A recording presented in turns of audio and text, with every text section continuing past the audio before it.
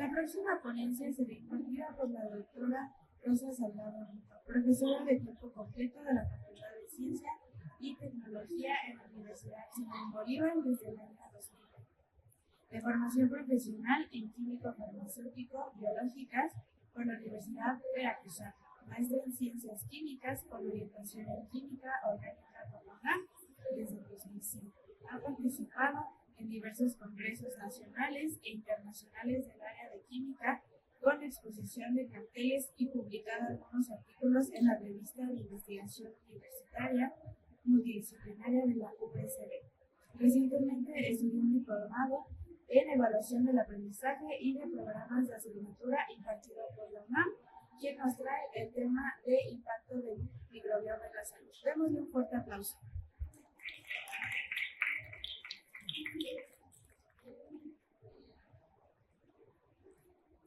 Muy bien, ¿cómo están? ¿Ya cansados? Los de primero y los de tercero seguramente sí. Les agradezco mucho que estén aquí. Y bueno, antes de iniciar, yo quisiera contarles un chisme muy interesante.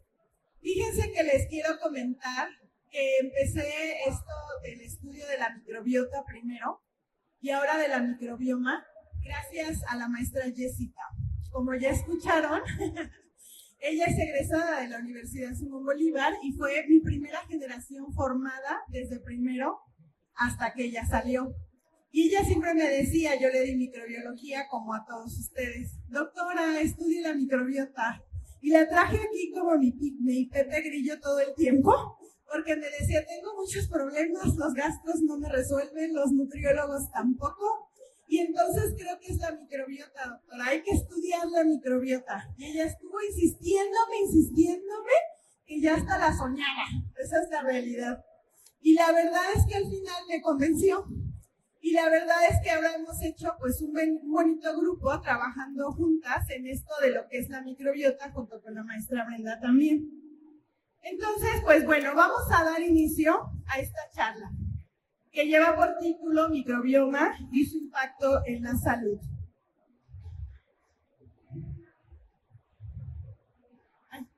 Bueno, primero que nada, yo quiero hacer un descargo de responsabilidad. Y quiero que todos ustedes aprendan a hacerlo, puesto que esto es lo que llamamos hoy en día la Universidad Integrada Académica, que quiere decir que el contenido de esta presentación es responsabilidad de una servidora y en él se expresa el conocimiento adquirido de experiencias, opiniones, a través del estudio de los artículos que una servidora ha realizado sobre el microbioma, la microbiota y su impacto en la salud. La información proporcionada aquí tiene fines informativos, eso es muy importante que lo consideren, y educativos. No se debe considerar como un asesoramiento médico o profesional.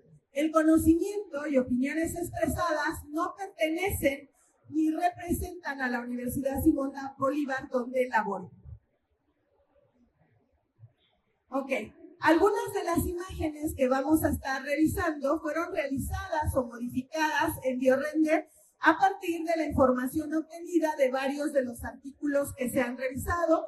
Las imágenes en inglés, en algunos casos, fueron traducidas al español a partir de los artículos originales. Y algunas imágenes fueron obtenidas de la plataforma en la que se elaboró la presentación, que es Canva. Bueno. Primero que nada, quiero compartirles este enunciado de este médico griego, Hipócrates, que fíjense bien, habla desde el 460 al 380 años de Cristo.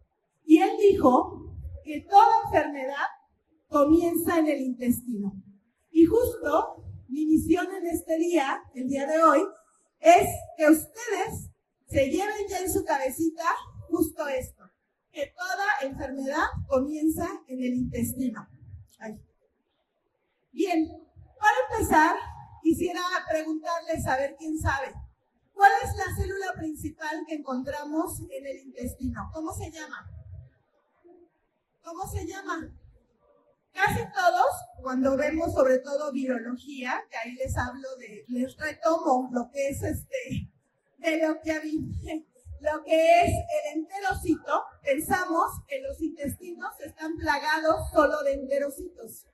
Sin embargo, hace algunos años se hizo un estudio en donde se puede ver que estas células son los enterocitos. Hay células especializadas, que son las células de Goblet o Koppe, cuya función es producir este moco que ven aquí en amarillo y que es muy importante, como vamos a ver a continuación. Pero no solo eso, en el intestino también tenemos a las células de Paneth, que son estas que están acá, y las células de Paneth lo que hacen es producir sustancias antimicrobianas para defender a nuestro epitelio de los microorganismos patógenos. Aunado a ello, en las fosas de los intestinos, porque el intestino hace muchas curvas o su epitelio, hay las células madre que van a dar lugar cuando se diferencian a enterocitos o bien a la célula Paneth o a la célula de Goblet. Y además de eso, nuestro intestino va a tener lo que son las células enteroendocrinas. Estas células enteroendocrinas tienen como función principal lo que es la producción de algunas hormonas que son importantes, como vamos a ver más adelante, para la cuestión de los trastornos mentales. Y aún ya en lo que sería, no el intestino propiamente dicho, pero sí en la lámina propia, vamos a encontrar una gran cantidad de células que vemos aquí, que forman parte del sistema inmunológico. Desde lo que son las células dendríticas, desde lo que son los linfocitos T, las células T, los linfocitos T que van a estar actuando para activar diferentes tipos de linfocitos. De hecho, le decía yo al maestro Manuel Carrera, que muchos de ustedes conocen, maestro, hay que profundizar en la señalización y diferenciación de los linfocitos. Y luego a veces pensamos nosotros como maestros, si así reprueban ninguno, estudiando la diferenciación de las células y la señalización, sería todavía más complicado, ¿no? Pero es muy interesante, fíjense, porque estas células inmunológicas que tenemos aquí van a producir una gran cantidad de citocinas, de sustancias inflamatorias y además de sustancias que van a prevenir la inflamación. Dependiendo de qué tengamos aquí en el lumen del intestino, en el huequito del intestino, es lo que va a hacer que todas estas células o hagan que nuestro cuerpo se inflame o por el contrario que disminuya la inflamación, ¿sale? Y además de eso, fíjense bien, aquí están muy poco representadas, pero además aquí hay células nerviosas. No por nada al intestino se le ha llamado como el segundo cerebro. ¿Habían escuchado eso? ¿Sí? Todo lo que es el epitelio, aquí no se ve, pero tengo otra, ya puedo decir. En todo este caminito hay neuronas. Y todas esas neuronas están conectadas con el sistema nervioso central, básicamente con el nervio vago. Y consideré importante explicarles justamente la anatomía del aparato digestivo para que comprendan todo lo que ya mis antecesoras y colegas les han comentado sobre el impacto de la microbiota sobre la salud. ¿Ok? ¿Qué más podemos comentar? Bueno, están también, fíjense, las células M. Estas células M parecen como un portal en el que el sistema inmune reconoce a las sustancias extrañas, las fagocita, las reconoce y envía señales para que se produzca la inmunoglobulina A, que es un anticuerpo que nos va a estar defendiendo en lo que son las mucosas. ¿Ok? Bien. Ahora bien, ya comentaron que la microbiota son todos los microorganismos vivos, bacterias, parásitos y hongos. Y microbioma incluye además los virus, los genes y las enzimas, muchos de los cuales son producidos por los microorganismos. Les decía yo hace rato que el moco que produce la célula Goblet, aquí está representado como verde, impide que bacterias patógenas se puedan adherir a los enterocitos y causar una inflamación. Ahora bien, ¿qué relación tiene la microbiota con lo que es el epitelio intestinal? Y esto es lo que es más importante de la función más importante de la microbiota. Fíjense bien, aquí tenemos lo que sería el epitelio intestinal. Tenemos enterocitos, las células de Paneth, las de Goblet. Aquí en la lámina propia podemos encontrar lo que es todo el sistema inmunológico. Fíjense ustedes como algunas bacterias que ya escucharon hace ratito, como por ejemplo Akkermansia mucinicella, Saccharobacterium plasmidii y también varios Bifidobacterium sp, tienen como función principal el sostén de la mucosa y evitar de esta manera que los patógenos puedan llegar al epitelio. Pero no solo eso, la maestra Jess les decía que los enterocitos, cada una de estas células, están perfectamente unidas por proteínas que se llaman claudina, sonulina 1 y ocludinas. Estas son proteínas que hacen que las células estén estrechamente unidas.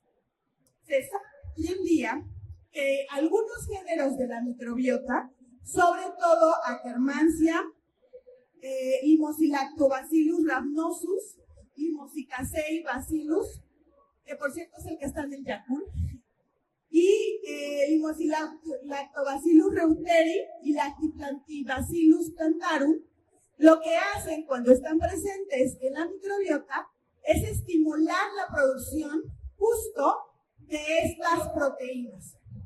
De tal manera que cuando estos géneros bacterianos existen en nuestro intestino, vamos a tener una buena mucosa intestinal. Pero no solo eso, vamos a tener también enterocitos perfectamente unidos. Y eso va a hacer que nuestro intestino sea impermeable, que es lo que queremos, que solamente permita el paso de nutrientes y que no permita el paso de sustancias tóxicas. Fíjense bien, entonces, cuando hay una homeostasis o eubiosis de la barrera intestinal, tenemos bacterias o microbiotas beneficiosas que van a producir una buena cantidad de moco. Al estar presente este moco, va a ser muy difícil que bacterias patógenas se adhieran y por lo tanto no hay inflamación.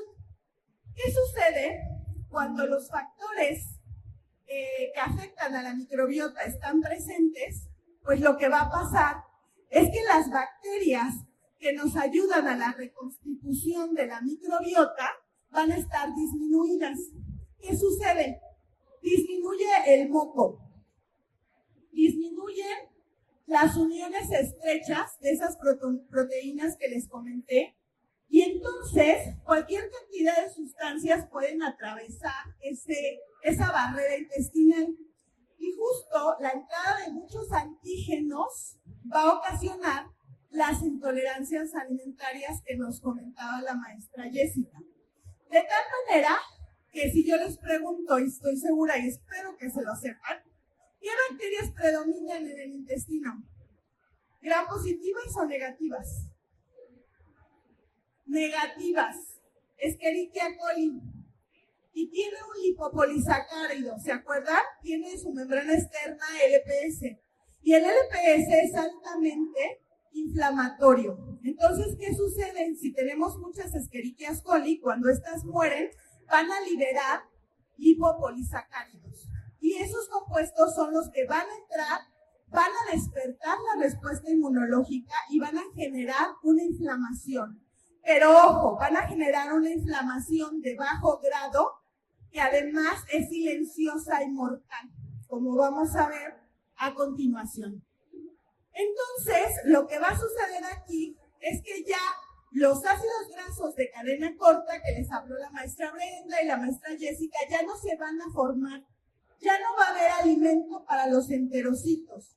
Ya no vamos a tener además algunos otros compuestos como las sales biliares o como por ejemplo derivados de indoles que van a estar ya ahora nulos en la microbiota y que eso va a hacer que nuestro epitelio se vea abierto y permita, insisto, pasar una gran cantidad de compuestos que van a estar afectando nuestra salud.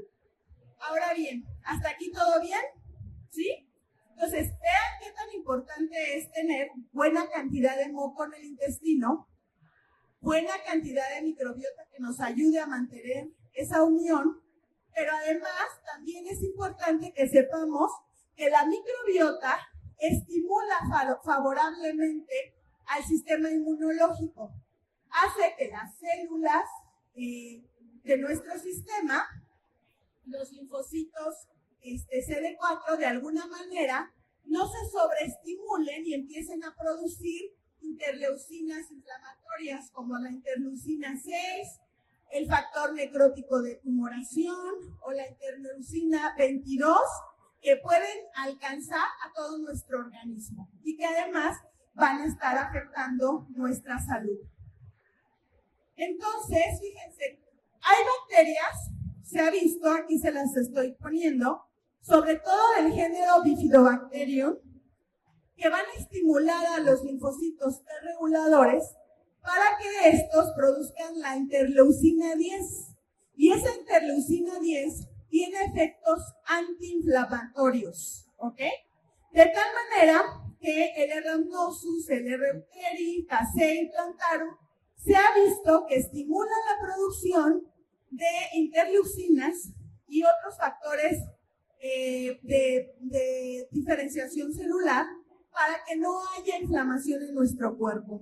Además, Bacteroides flagilis también puede inducir a los linfocitos T reguladores para que no generen una inflamación masiva en nuestro intestino.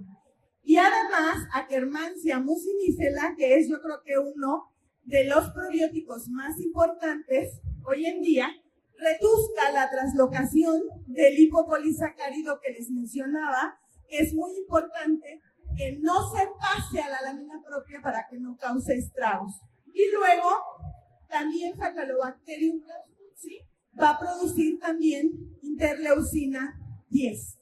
De esta manera, fíjense cómo solo unos géneros, muy pocos porque no son todos, se han ido diferenciando y se ha visto cuál es su función para poder en un momento dado mantener nuestra barrera intestinal y evitar que patógenos y otros antígenos penetren a la lámina propia y se produzca una inflamación.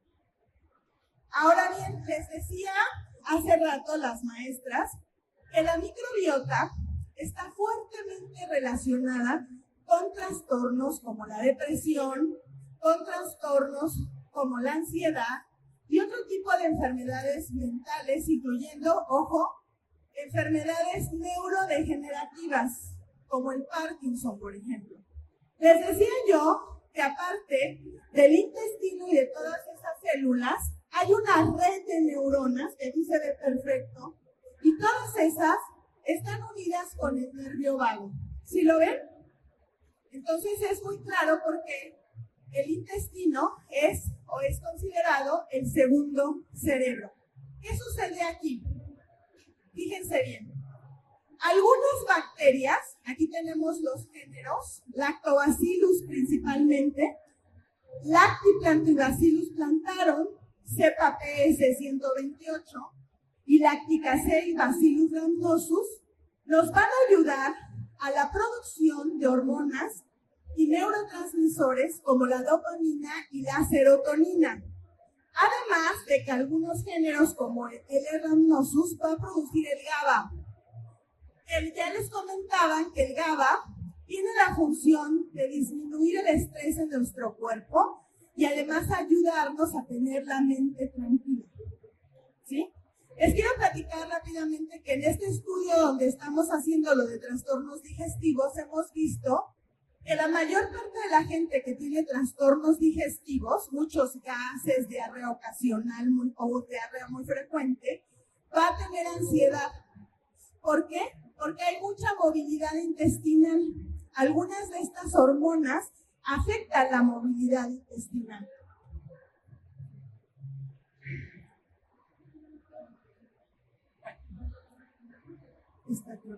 Bueno, también les quiero comentar que hay estudios donde se habla de que la microbiota tiene un efecto directo por la producción de sus metabolitos en el ritmo circadiano.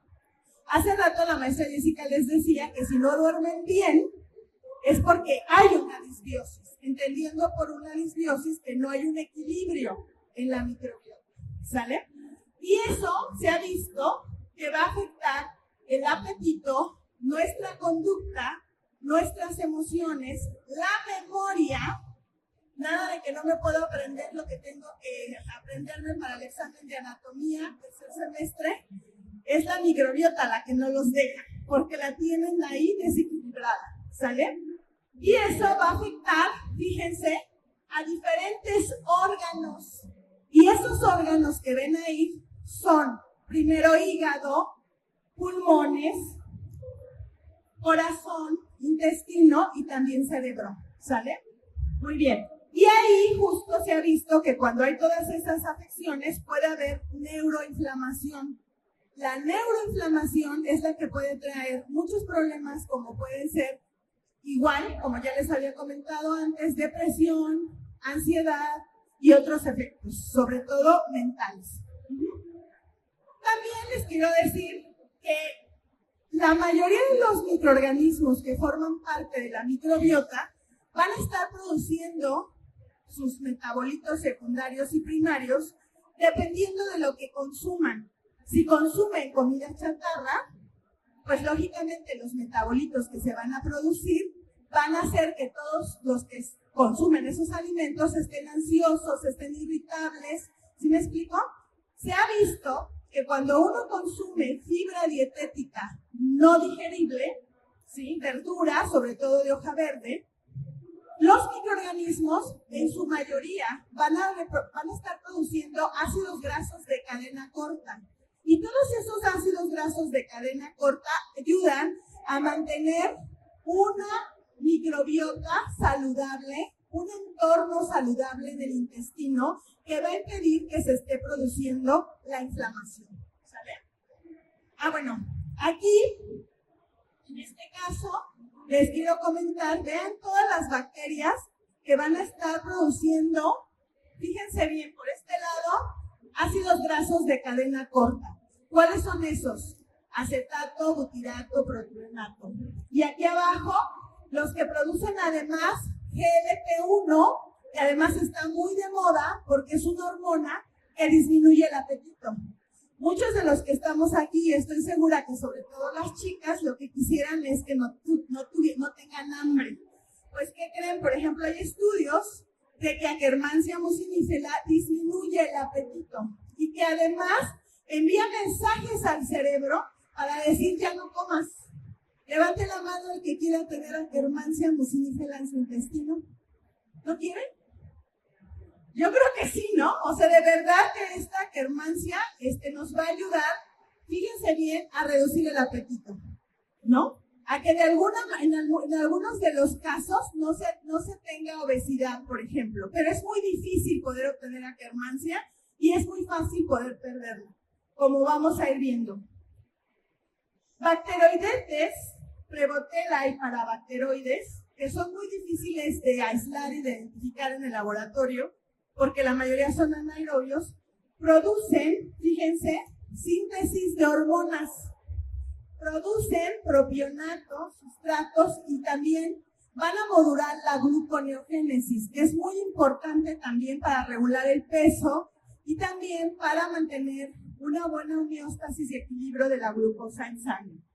Y además, hay otros microorganismos como Escherichia coli, varias especies de Lactobacillus y todos los que se han identificado ahora, porque antes a todo le llamaban Lactobacillus, pero ahora ya hay Limosilactibacillus, Lactocaseibacillus, etcétera, etcétera. Y esos, fíjense, además de que producen GABA, que ya hablamos de él, también producen serotonina, que es la hormona que nos hace sentir felices, tranquilos, en paz. Justo este tipo de microorganismos, si hace falta, nos hará sentir tristes, apagados, frustrados, etcétera, etcétera. ¿Sale? Bien, la fermentación de todas esas fibras nos va a ayudar a producir una gran cantidad de derivados y de metabolitos que están siendo estudiados y que hoy en día se les llama postbióticos. Y que cuando alguien está interesado en tomar una terapia microbiana, dependiendo de su malestar, si tiene muchos trastornos mentales, por ejemplo, no sé, cuestiones de miedo, de depresión, de ansiedad, a lo mejor si tiene, ojo, si tiene un intestino permeable, no pueden empezar un tratamiento con probióticos. ¿Por qué? Porque las bacterias van a entrar a la lámina propia y pueden causar una septicemia. Y las bacterias, aunque sean buenas, pueden ocasionar daños si están en altas concentraciones. Entonces, en estos pacientes, lo primero es darles un posbiótico. ¿Para qué? Para que pueda ayudar a reconstituir el epitelio y ya después, ahora sí, poder empezar una terapia con probióticos. Y hay muchos metabolitos, por ejemplo, los que están actualmente siendo estudiados en gran medida, son los derivados del indol. Las bacterias pueden degradar el indol y van a tener sus metabolitos muchos efectos sobre el cuerpo humano. También, por ejemplo, ojo, hay bacterias que pueden producir la trimetilamina. Este compuesto, así solito, es muy bueno, pero a veces se puede ir al hígado y ocasionar la trimetilamina oxidada. Y ojo, ese compuesto está asociado a las enfermedades cardiovasculares, a la hipertensión, la aterosclerosis. Si yo les pidiera aquí que levante la mano quien tiene un conocido o familiar que es diabético o hipertenso, les aseguro que más del 50% levantaría la mano. ¿Sale? Muy bien, también otro metabolito importante son los ácidos biliares que producen nuestra bilis para poder degradar las grasas. Cuando comemos mucha grasa, hay una gran cantidad de ese compuesto que nuestro organismo no puede terminar de digerir. Y las bacterias siguen esa degradación y van a producir ácidos biliares secundarios. Y esos ácidos grasos biliares secundarios, si están en buena cantidad, también disminuyen nuestro apetito. Pero si están en gran cantidad, pueden ser tóxicos para nuestro cuerpo. Entonces, como ya la maestra Jessie les comentó, no quiero que lo olviden, hay muchos factores que van a estar afectando nuestra microbiota. Y eso va a pasar siempre y a lo largo de toda nuestra vida. Lo que es importante es que empecemos a reconocer qué es lo que afecta a nuestra microbiota. Y que sin lugar a duda, después de una terapia con antimicrobianos, es muy importante que podamos reconstituir nuestra microbiota, porque si no lo hacemos, vamos a tener un problema de disbiosis, luego, como vamos a ver a continuación, un problema de intestino permeable y luego inflamación. Y de ahí es que parte esta frase. Toda enfermedad comienza en el intestino. Esta es la encuesta que estamos trabajando. Leo también nos está ayudando a hacer algunos análisis de esta encuesta, donde justo estamos viendo la relación que existe entre los trastornos digestivos y diferentes tipos de enfermedades. Entre ellas, la diabetes, la hipertensión, la dislipidemia, por ejemplo, la ansiedad, sobre todo nos sale muy, muy alta la ansiedad como principal padecimiento, y eso es muy importante que todos ustedes lo sepan. Fíjense bien, entonces, el origen del intestino permeable es, primero hay una eubiosis, se descompensa la microbiota, se pierde el moco, las uniones estrechas, y luego ya tenemos al intestino permeable. Y este intestino permeable es el causante de todos los males, como vamos a ver a continuación. No sé a ustedes, pero a mí, cuando yo lo empecé a leer, a mí sí me impactó sobremanera pensar que todo está relacionado con la microbiota. Y les quiero también aquí contar una anécdota, que un alumno, Edwin Castro, fue el primero que me dijo, maestra, viene un artículo que las bacterias son las que nos mandan qué comer. Y cuando me dijo eso, hace como 15 años, yo dije, ay no, ¿de dónde lo estás leyendo, no? Pero resulta que era una revista de la American Society Microbiology. E insisto, la vida me ha llevado, gracias a mis alumnos, a poder seguir estudiando más sobre este tipo de padecimientos. Fíjense bien, les quiero hablar ahora del hipopolisacárido, que como ya dijimos, los que ya llevaron bacteriología médica, saben que en materia fecal, casi el 90% de la materia fecal, aparte de tener fibras, es Escherichia coli. ¿O no, chicos de noveno? Sale Escherichia coli en abundancia, que es una bacteria gram negativa que tiene un lipopolisacárido y que cuando las Escherichia coli se mueren, liberan el lipopolisacárido. Y fíjense, el efecto de ese lipopolisacárido es estimular a los linfocitos T y a los macrófagos. Ocasionan estrés oxidativo, que a lo mejor ustedes están chavos y no se preocupan aún por el estrés oxidativo. Pero ya cuando llegamos a cierta edad, debemos de preocuparnos bastante después de los 35, ¿por qué es el estrés oxidativo? Y luego además se producen las citotoxinas inflamatorias. Pero no solo eso, hay daños a nivel del enterocito porque van a ocasionar daños autolimitados a los enterocitos. Pueden ocasionar transformación celular. ¿Y eso qué significa? ¿Qué significa que una célula se transforme? Cáncer, células cancerosas, eso es lo que significa transformación. Apoptosis, muerte celular.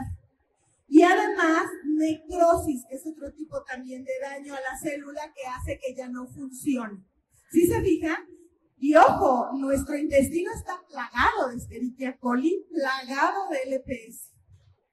Entonces, ahí la importancia de tener una microbiota equilibrada y en eubiosis. Este artículo es del 2022, la maestra Brenda les decía que a partir del 2002, comienza la revolución de la metagenómica, transcriptómica y todas las ciencias ómicas. Y a partir de ahí se empiezan a descubrir géneros bacterianos que no se pueden cultivar. Hace rato uno de nuestros invitados que estaba con nosotros nos decía, ¿y qué pruebas se hacen? Pues son pruebas muy complejas porque es secuenciación masiva. Y eso implica mucho trabajo, mucho dinero. ¿Sí me explicó? Pero se ha visto, vean, cómo todos nuestros órganos principales, todos, se ven afectados por las disbiosis. Porque como les comenté, eso es gracias a que nuestro intestino tiene o está muy conectado con el sistema nervioso, pero también está muy vascularizado. ¿Eso qué quiere decir? Que hay muchas venas y por esas venas capilares los desechos y los compuestos beneficiosos van a llegar hasta donde sea, por vía hematógena, ¿sale? Entonces, eso es muy importante que ustedes lo sepan. Entonces, pues ya vimos que la disbiosis va a ocasionar también una alteración del sistema inmune y también se va a ver afectado el metabolismo.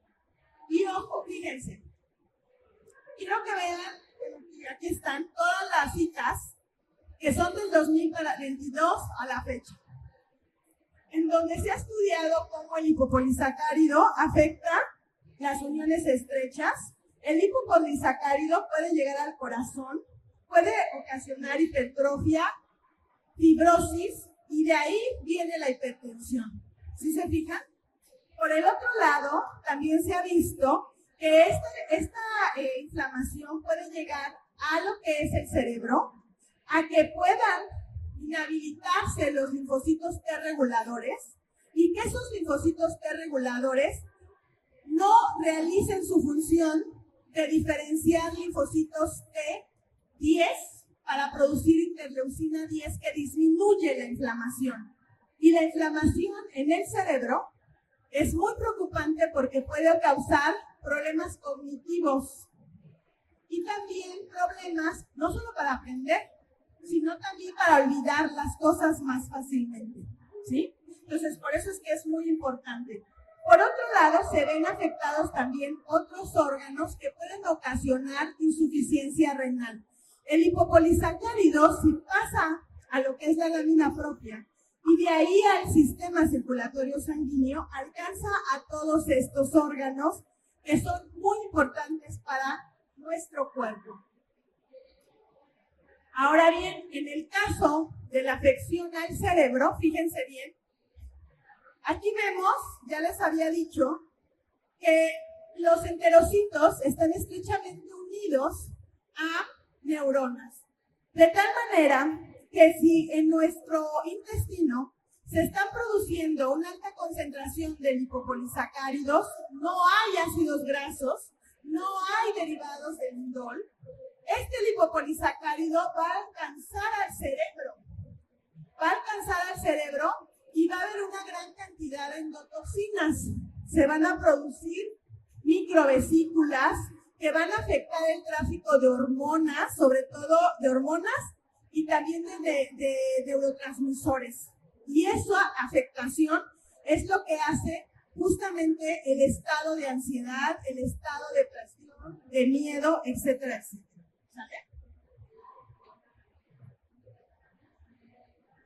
Ahora bien, la maestra Jess les decía que también la disbiosis en algún momento puede ocasionar diabetes, pero antes que diabetes, lo que se va a ocasionar es una resistencia a la insulina.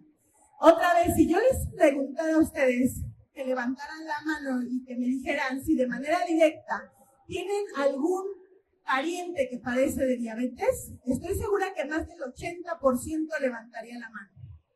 Fíjense bien, la resistencia a la insulina se debe nuevamente, ¿por qué?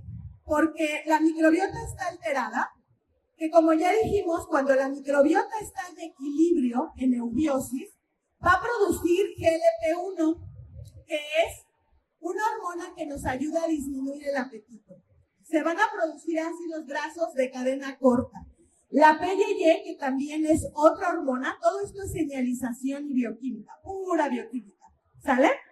Y además, fíjense, estas hormonas también ayudan a la movilidad intestinal, qué tan rápido o qué tan lento vaya. De tal manera que si esta microbiota está alterada, estas hormonas de aquí no se producen. Estas hormonas afectan la función del páncreas y al afectar la función del páncreas se va a ver afectada la producción de la insulina y de que el músculo no sea capaz de absorber la insulina, más bien de meter a la glucosa en el músculo y por eso se eleva la cantidad de glucosa. ¿Me explico? Hoy se sabe, como ya les comentó también la maestra Jessie, que la resistencia a la insulina es muy frecuente en los mexicanos. Si tenemos un consumo alto de azúcares, y todos ustedes lo saben, los que llevaron micro ya lo saben todavía más. Si yo elevo una cantidad de un sustrato, como la glucosa, voy a hacer una selección de las bacterias de mi intestino. Por eso es que tenemos más enterobacterias en nuestro intestino. Y al tener más enterobacterias en nuestro intestino, vamos a tener más LPS y menos bacterias probióticas o bacterias beneficiosas que nos van a ayudar a mantener nuestra barrera intestinal. ¿Sí vamos cachando las ideas? ¿Sí? Fíjense bien. Entonces, hay afecciones que pueden ocasionar que el páncreas disminuya la producción de insulina, por un lado. ¿Sí? Y eso es justo lo que va a dar inicio primero a la resistencia a la insulina. Y después va a dar lugar a la diabetes tipo 2. Y hay estudios en donde ya se ha visto que la diabetes tipo 1 también está asociada a daños en el páncreas, precisamente por esa inflamación de bajo grado, que yo siempre le he llamado el asesino silencioso. Porque está ahí y de eso nadie se muere. ¿Sí me explico? De un trastorno digestivo, a lo mejor la mayoría estoy segura que no va al médico a tratarlo, a ver qué es lo que le está pasando. Bien. Entonces, fíjense bien cómo la microbiota va a afectar en gran medida la producción de metabolitos, como hemos visto, que van a afectar estos que son receptores de estas células del tejido adiposo, del páncreas y del cerebro. Y esto es lo que va a estar ocasionando, dependiendo de qué metabolitos se produzcan, una energía positiva, nos sentimos fuertes. No sé si han escuchado que la gente diabética muchas veces dice que se siente cansada, ¿no? Es por eso, porque no se está aprovechando la energía, ¿sale? La insulina puede estar aumentada y, insisto, al cerebro no llega el estímulo suficiente para decir come o no come, dependiendo de cuáles son las necesidades de nuestro cuerpo. Muy bien. Quiero compartirles estas frases que me han parecido muy interesantes en todo este tiempo que he estado trabajando esto, que dice: somos un paisaje genético, una colección del genoma de cientos de especies diferentes trabajando juntas, de forma que misteriosamente nuestra mente se libera, nos lleva a la oficina y nos hace imaginar sobre lo que vamos a almorzar. Esta frase es de Jeffrey Gordon. Y luego Lynn Margulis dice: la vida es una asociación simbiótica y cooperativa que permite triunfar a los que se asocian. Eso es muy importante, ¿sí? Por eso es importante el trabajo en equipo. Y con esto también les quiero decir que hoy en día hay autores que a la microbiota le han denominado también un órgano nuevo. ¿Por qué? Porque gracias a este órgano es que nosotros como seres humanos podemos funcionar. Aquí nuevamente recordemos qué es el microbioma, lo que estamos tratando. Y de rapidito les voy a comentar lo que en gran medida ya las maestras que me antecedieron compartieron. Los parásitos tienen efectos positivos y negativos sobre nuestra microbiota. La mayoría de ellos, dependiendo de los parásitos, pueden ser efectos negativos, porque pueden alterar la mucosa intestinal, que está aquí, la laminita verde, y ya dijimos que es muy importante el mantenimiento de ese moco. Hongos como Saccharomyces cerevisiae variedad Boulardii. Si yo fuera vendedora, les diría maravillas de este Saccharomyces cerevisiae variedad Boulardii. Tiene muchísimas funciones. Por ejemplo, atrapa toxinas en nuestro intestino, puede ayudar a que se formen las uniones conjuntas, puede también ayudar a que aquí dice flora porque es español, no me vayan a tirar hate, como dicen. ¿No es? ¿Por qué? Porque los españoles le llaman flora, pero es microbiota, ¿no? Entonces, es muy importante que sepan que además nos ayudan a poder, digamos, destruir o ayudar a bloquear la entrada de varios virus.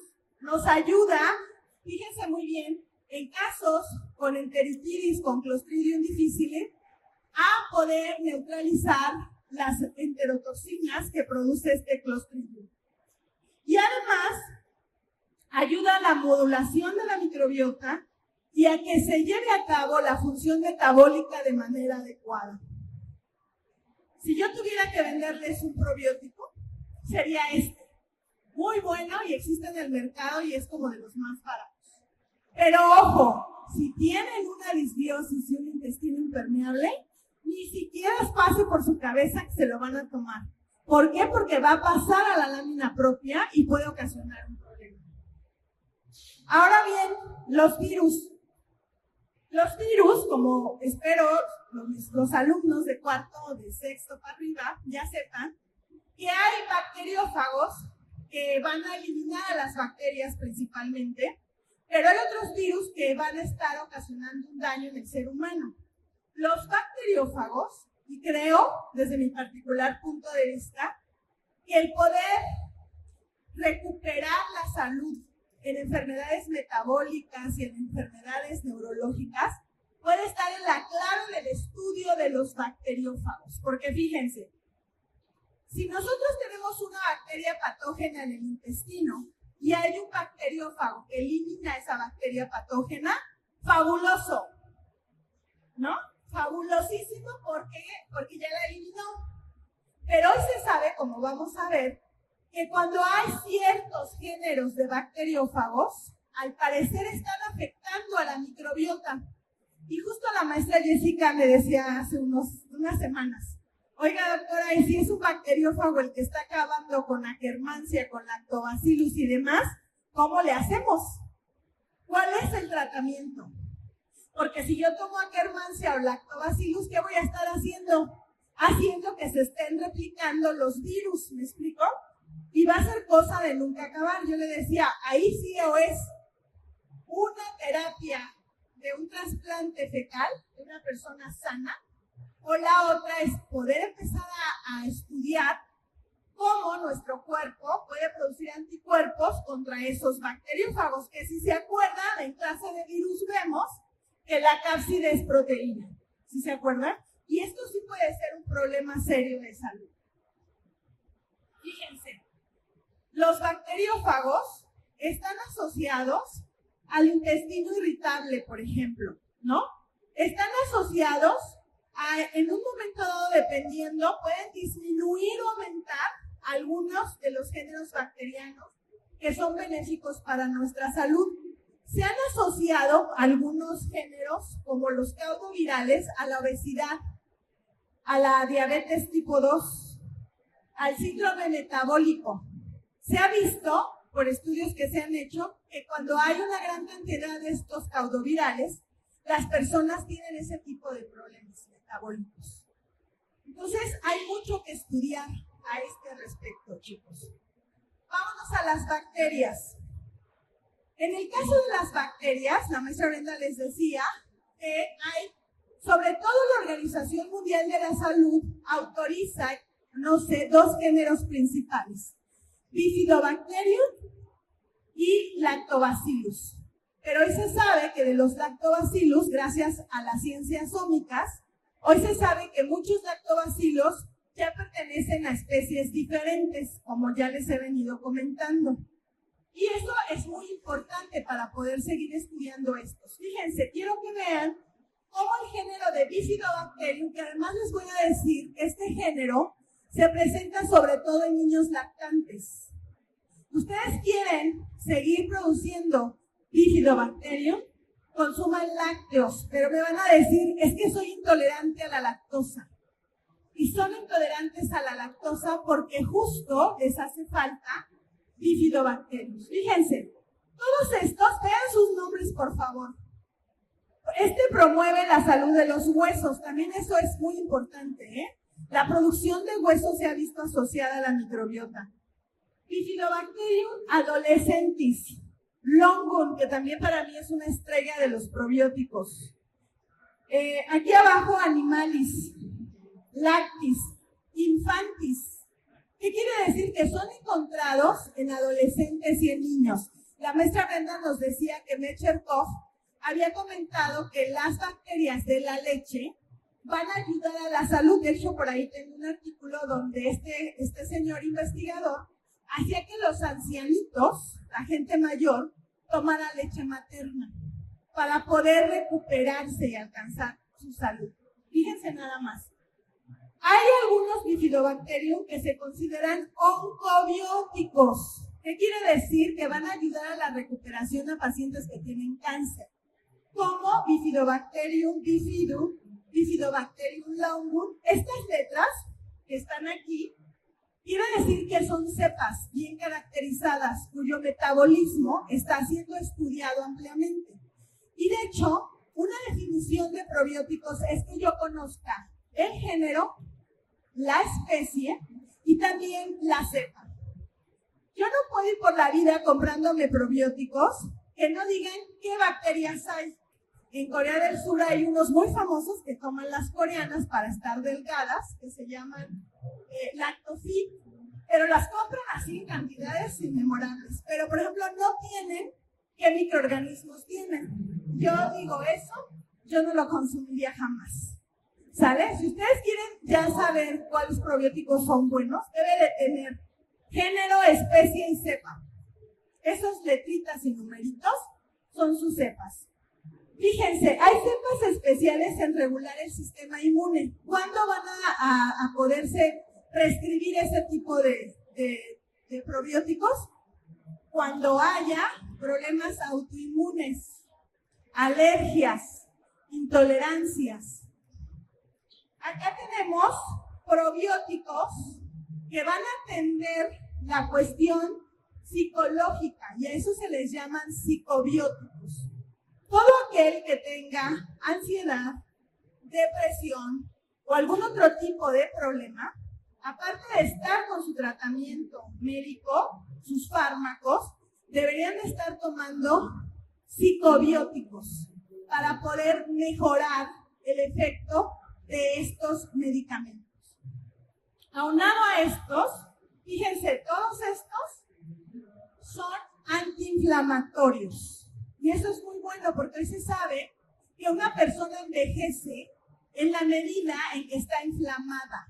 Mientras más inflamada, que no, además no se le va a ver, ojo, no se le va a ver la inflamación, pero si hay inflamación, la persona envejece más rápido. Y también eso es muy importante. Otro género importante de bacterias que van a estar, desde mi punto de vista, catalogadas como probióticos estrellas, son los Lactobacillus acidophilus. Fíjense, tienen actividad antioxidante, tienen actividad antitumoral, actividad antimicrobiana, tienen o producen péptidos bioactivos. Fíjense, estos en particular se ha visto que no necesitan administrarse vivos. Un probiótico son bacterias vivas, así se definen, que en cierta cantidad nos van a traer un beneficio a nuestra salud. Sin embargo, se está viendo y se está descubriendo que muchos de estos microorganismos producen, como vamos a ver en un momento con Akkermansia, péptidos activos que van a estar estimulando la producción de hormonas, la producción de neurotransmisores, que son muy importantes, como hemos platicado ya, en nuestra salud. Y además, esta bacteria promueve que haya un balance de nuestra microbiota. Y esto va a dar lugar a que tengamos una buena digestión y que no tengamos trastornos digestivos. Lacticacea y Bacillus rhamnosus, antes, si ustedes lo van a ver en muchos probióticos como Lactobacillus, es en realidad un Lacticacea y Bacillus que fue clasificado en el 2002 recientemente, más o menos, ¿no?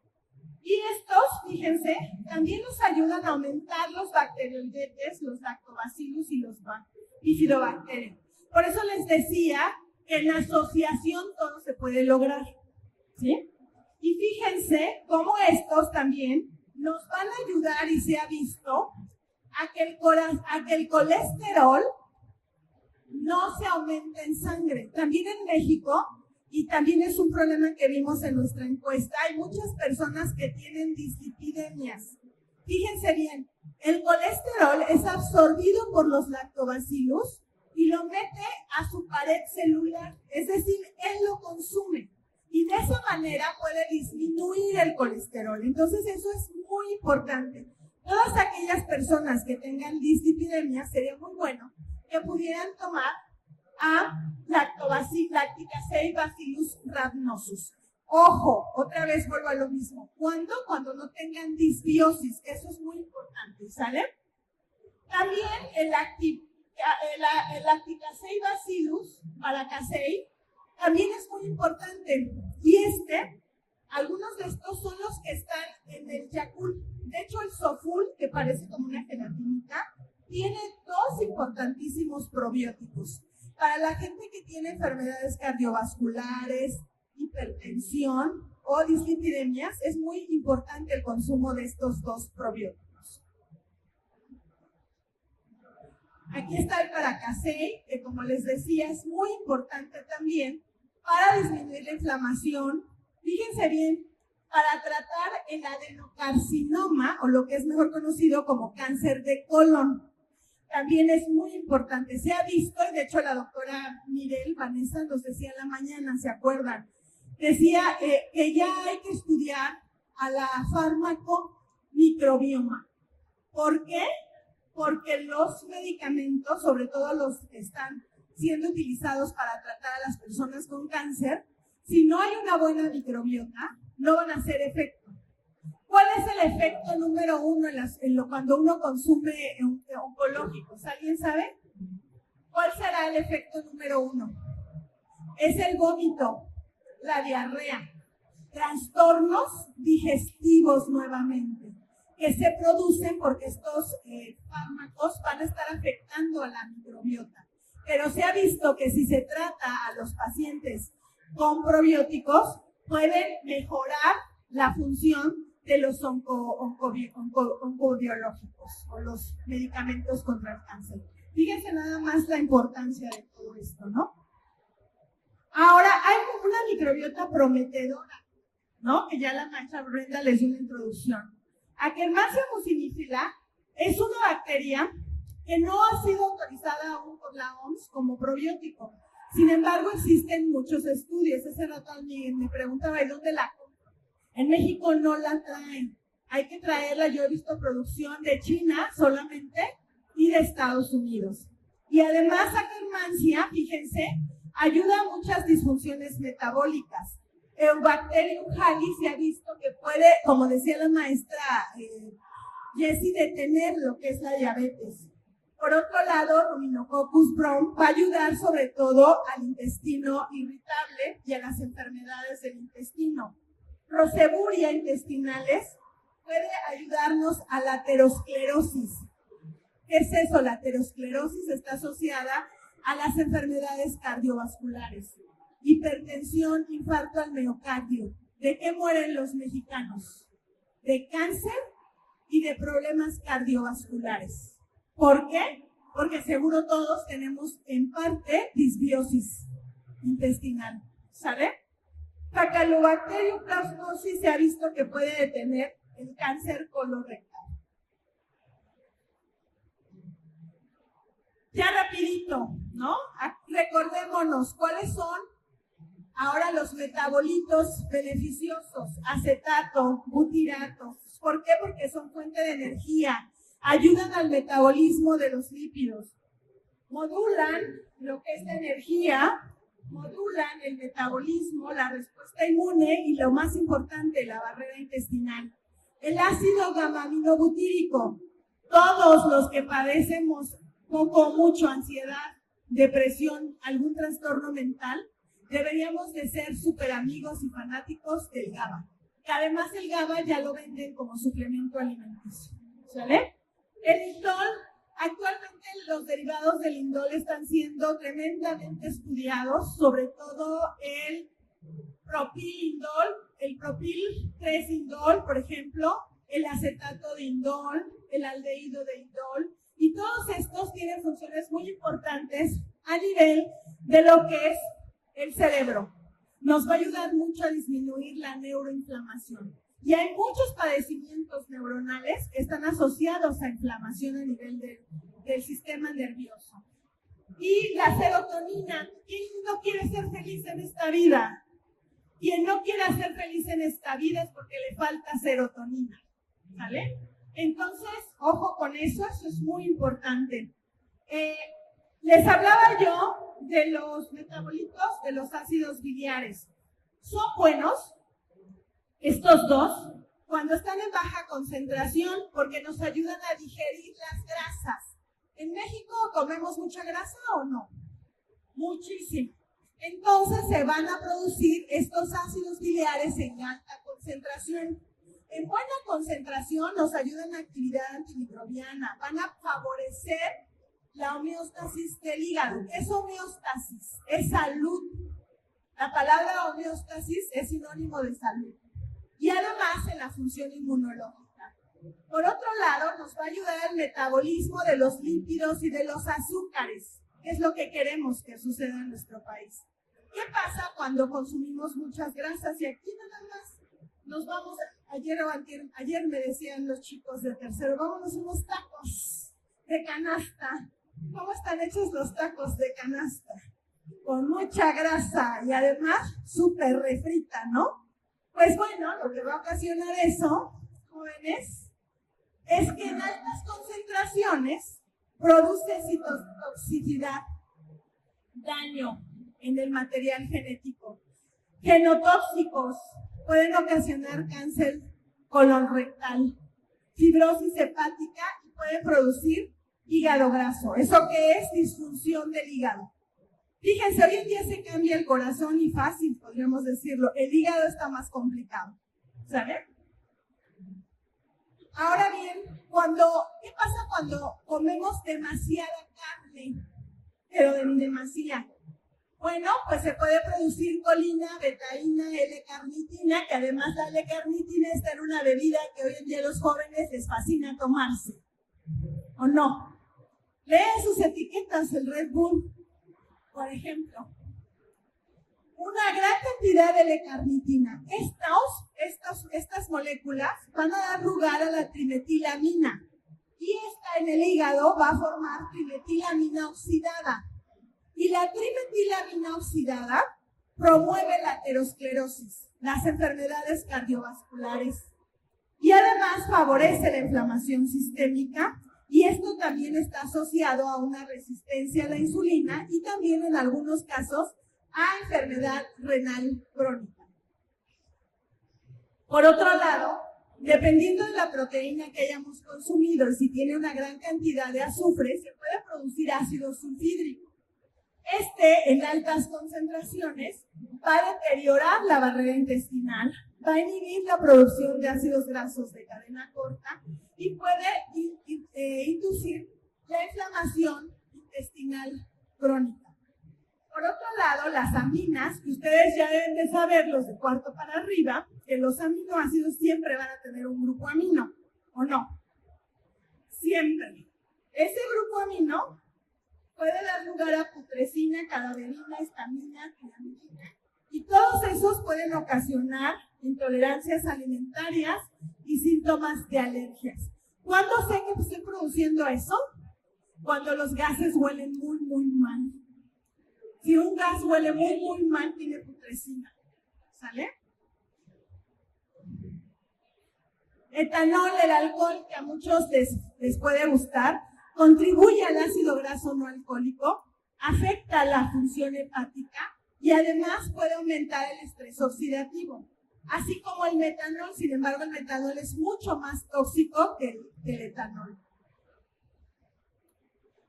Y luego llegamos a la estrella maldita de los metabolismos, el LPS, que como ya les comenté, forma parte de la membrana externa de las bacterias gram negativas.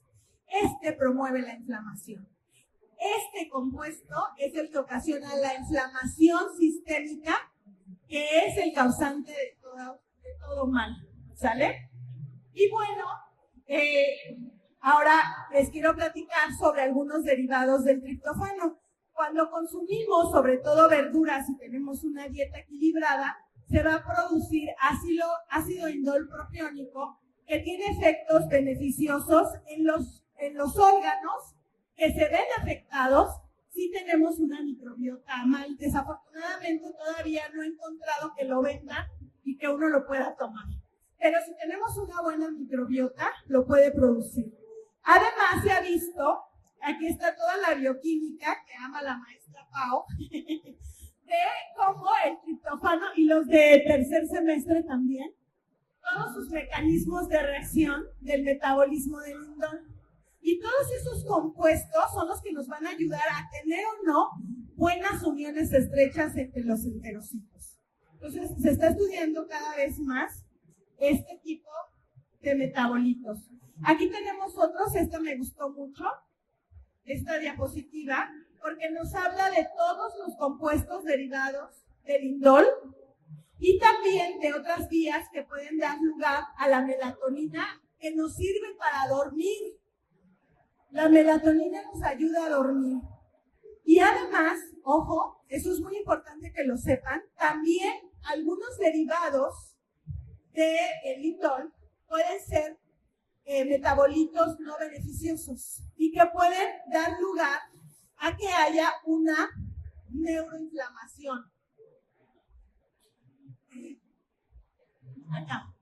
Cuando hay algunos metabolitos como los que son beneficiosos es el ácido indol propiónico, el indol 3-acético, el indol 3-aldehído y el ácido quinurénico, que además este ácido llega al cerebro y disminuye la inflamación. En los metabolitos perjudiciales, porque sí se producen, puede estar el indol sulfato y el ácido quinolínico, que va a ser producido por la microglia, que son nuestras células del cerebro. Pero si tenemos bacterias que puedan degradar el indol, ya no llega al cerebro y ya no se produce ese compuesto. Digámoslo así, de manera directa, este último que es perjudicial, muy perjudicial para la salud, se detiene su síntesis porque tenemos una buena microbiota. ¿Sale? Muy bien. Ahora bien, ya estamos por acá. Ya vamos a las perspectivas. Ustedes son jóvenes, todos llevan microbiología. ¿Cuáles son las perspectivas? Las perspectivas que hay para el estudio y la producción de probióticos, tan es así que el doctor Santiago Merche en Medicasur hace unas semanas me dijo que nuestra presidenta, la doctora Sheinbaum, quiere hacer un instituto para producir probióticos. Ojalá que se haga, ¿no? Pero fíjense bien, son amplias y prometedoras. ¿Por qué? Porque nos pueden dar terapias terapéuticas personalizadas, basadas en un perfil microbiano individual para transformar la medicina preventiva y de precisión. La medicina de precisión es un concepto que se maneja mucho en Europa y también en China y también en Corea y Japón. ¿Por qué? Porque se dan los fármacos solamente de acuerdo, primero, a si tienen una disbiosis o no. Si hay disbiosis, no hay fármacos que se receten. ¿Sale? Eso es muy importante. La integración ómica, la combinación de todas las técnicas que nos habló nuestra colega, la maestra Brenda, comprenden de manera integral el estudio de los microorganismos, su metabolismo y también del sistema inmune. Otra perspectiva es la salud mental y el eje intestino-cerebral. Evidencias apuntan, como ya lo vimos, que muchos metabolitos de la microbiota tienen un impacto directo en trastornos mentales. Leo no me dejará mentir, ya lo he presentado en varias ponencias, que la mayoría de la gente, y sobre todo de su edad, porque la mayoría son jóvenes aquí, presentan trastornos de ansiedad y de depresión. Y eso es debido y originado por disbiosis. Yo les preguntaría, ¿cómo nacieron?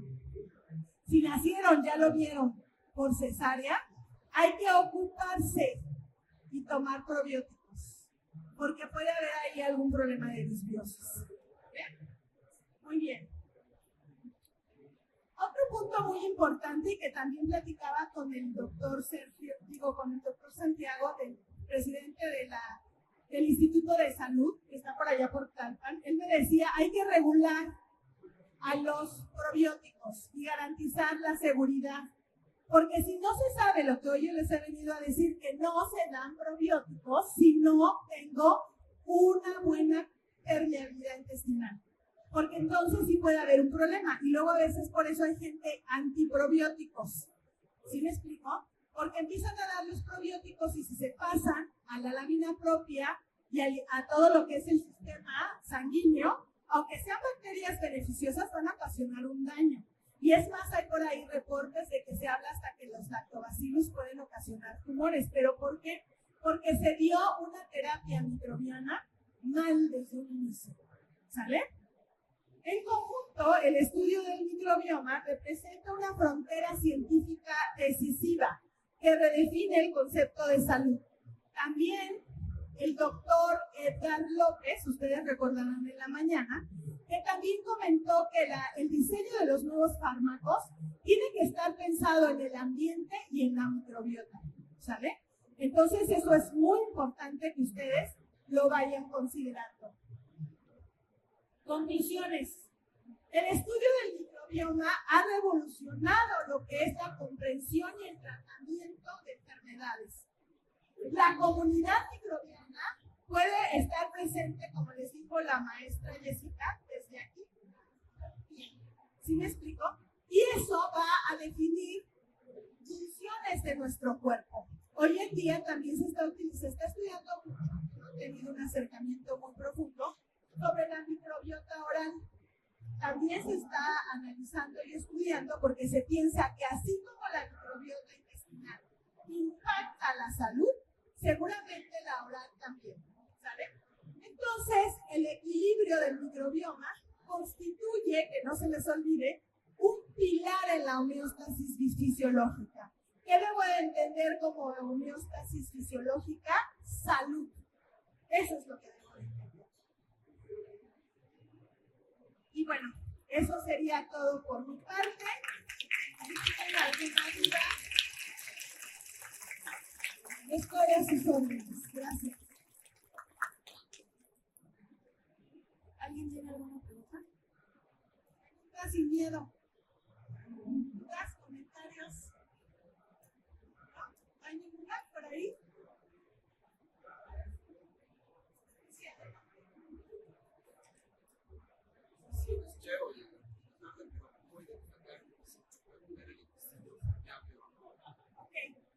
Los primeros síntomas de un intestino permeable son, les decía ahí, los trastornos digestivos. Por ejemplo, ¿con qué frecuencia va al baño? Si es muy frecuente o es poco frecuente, ese podría ser un síntoma, ¿no? Normalmente un intestino irritable, les decía yo a los muchachos, hay personas que padecen del intestino irritable y les decía, ellos antes de salir están pensándose dónde van, hay un baño. ¿Y qué tan cerca está como para que ahorita sienta que quiere ir al baño y a lo mejor no llego ni a la esquina del otro pasillo y ya tuve una incontingencia fecal? Eso sería como uno de los síntomas. También el estreñimiento, ese es un factor importante. El estreñimiento habla de que hay poco consumo de agua y poco consumo de fibra. Las bacterias beneficiosas se alimentan o de leche o de fibras vegetales o de algunos cereales, ¿no? También. Pero esos serían como los signos y síntomas más importantes. También el que nos pasa mucho a las mujeres, de repente el vientre se inflamó, ¿no? Y eso muchas veces ocurre porque comimos mucha grasa o muchos azúcares, ¿no? Entonces, eso es lo que nos puede ayudar. La verdad es que hacer un diagnóstico de una disbiosis es muy difícil. Muy difícil. ¿Sí? Es muy difícil esto y además hay pocas pruebas. También alguien me preguntaba en la mañana, ¿con qué pruebas puedo identificar que tengo un intestino permeable? Hay varias, hay como 4 o 5, pero yo estuve investigando y en México se hacen 1 o 2, la calproteína, es una proteína que está en materia fecal. Si está alta, hay inflamación.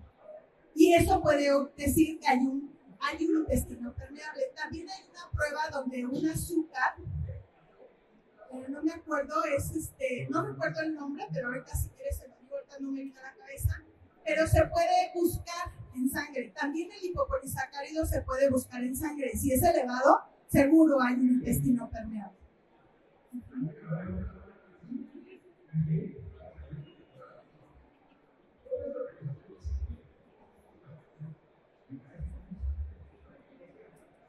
¿Alguien más tiene alguna pregunta?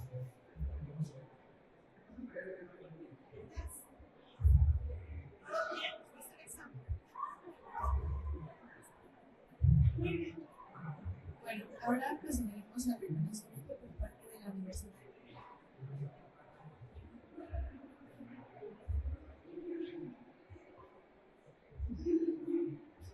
La Universidad Simón Bolívar otorga el presente reconocimiento a la doctora Rosa Salgado Brito por haber participado en el Simposio de Microbioma y su impacto en la salud, en el marco de Medical Expo efectuado en el World Trade Center.